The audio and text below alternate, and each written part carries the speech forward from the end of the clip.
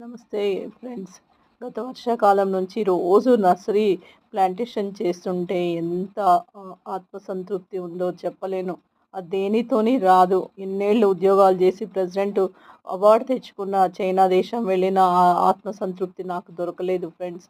నాకొక ఆలోచన వచ్చింది. మన దేశంలో 77 లక్షల మంది ప్రభుత్వ ఉద్యోగులు రిటైర్ అయ్యి పెన్షన్ తీసుకుంటున్నారు. ఉద్యోగం చేసినన్ని రోజులు జీతం తీసుకున్నాము. ఉద్యోగము అయిపోయిన తర్వాత కూడా మనం చచ్చిపోయే వరకు ప్రభుత్వం డబ్బు ఇస్తూనే ఉంటుంది. సో, మన వంతుగా మనం మొక్కలు నాటడం అవసరమేమో అనిపించింది.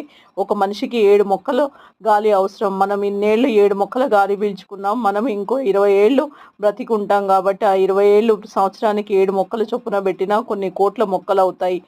60 సంవత్సరాలు పైబడ్డ వాళ్ళు 180 మిలియన్స్ ఉన్నారు. మనకు 33% అడవి ఉండాలి. కానీ 24.2% అడవి మాత్రమే ఉంది.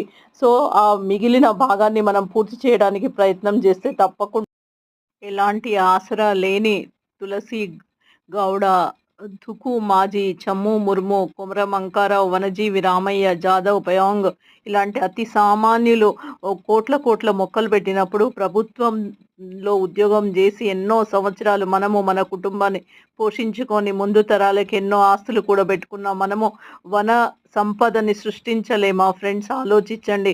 మనం మోడల్స్గా మారుదాము, ముందు తరాలకి ఆదర్శంగా నిలుద్దాం. ఏమంటారు ఫ్రెండ్స్? ఇప్పటి నుంచైనా మొదలు పెట్టండి.